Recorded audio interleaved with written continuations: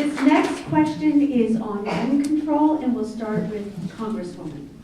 The debate is whether existing gun laws are sufficient or whether more gun laws are needed. What is your position on this issue?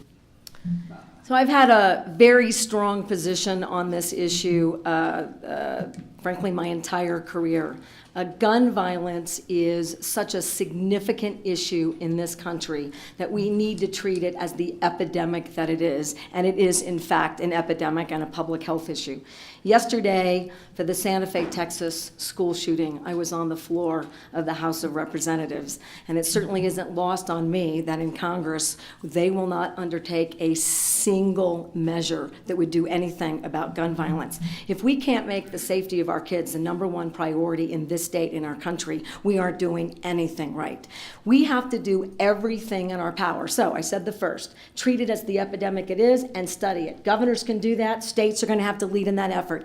2, in the schools, make sure that we're doing threat assessments.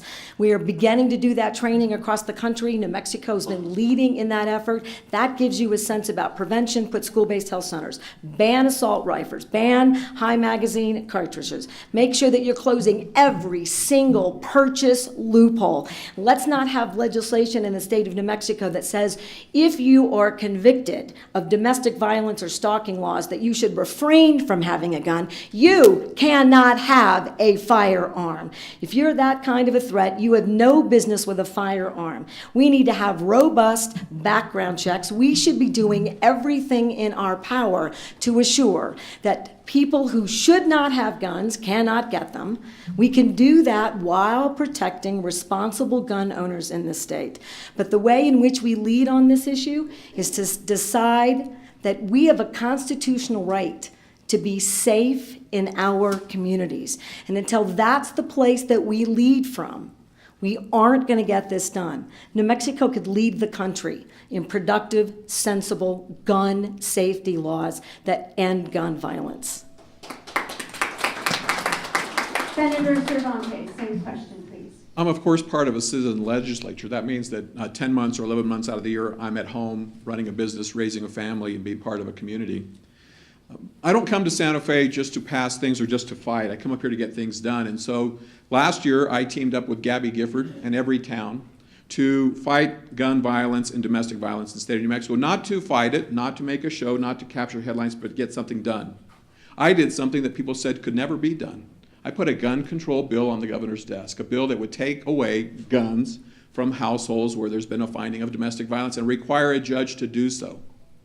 I managed to get it through a conservative Senate. I managed to get Republicans on board. I managed to get it through the House in a year when every other gun bill died in committee. The NRA came out in force, in opposition, and I fought them, and I fought through the legislature to get the votes I needed to put that on the governor's desk, and she vetoed it. It'll be one of the first bills I'll sign when I reassign that bill to my colleagues in the Senate to get things done. Look, I've talked about it earlier tonight. Experience matters. The relationships matter. The ability to get legislation passed through the House and the Senate matters. It's been 44 years since we've had a governor who comes out of the legislature, who has the relationships and understands how to get things done. And so it's not just enough about saying what we're going to do about high volume magazines or butt stocks or assault weapons. It's about showing somebody who's going to persuade the public, persuade the colleagues, persuade New Mexicans to do the right thing even when it's hard, even when we have opposition like the NRA in Washington, D.C., and to be the kind of person who's going to put bills like I've done on the governor's desk, like a bill that would take away guns from households where there's domestic violence. I'll be that kind of governor, and I'll start from the very first day knowing how to do it. This is probably one of the areas we all probably agree on, but it goes much deeper. Gun violence is rampant in our country. And why is that? Specifically with our kids and our high school kids. Why? Because we've cut so many programs from our schools that our kids see no hope, see no pathway, see no opportunities. So we've cut behavioral health programs. We cut restorative justice programs. As governor, we've talked about that. We want to bring those programs back so our kids see hope and opportunities, and we create pathways for our children. At the same time, we have to look at universal background checks. Now, what we've been talking about is universal background checks and certification for all gun owners. And we can look at that, and if you're in a red flag, if you're a no-fly zone or you're a red flag, yellow flag laws, you do domestic violence, you're a criminal, you're not going to get certified. You're not going to go through the background check. Then we know who you are. We know we can control that. At the same time, we have to protect law-providing citizens with the Amendment too, because we're a hunting community. So folks, we all agree with that, but we have to get better at basically not only protecting universal background checks and making sure that our violent criminals or domestic violence or folks like that are not getting hands on guns, but at the same time, we have to go into our schools and take a look at what's going on in our schools. Now, I've already talked to the superintendents and the principals, and as governor, we're going to work together.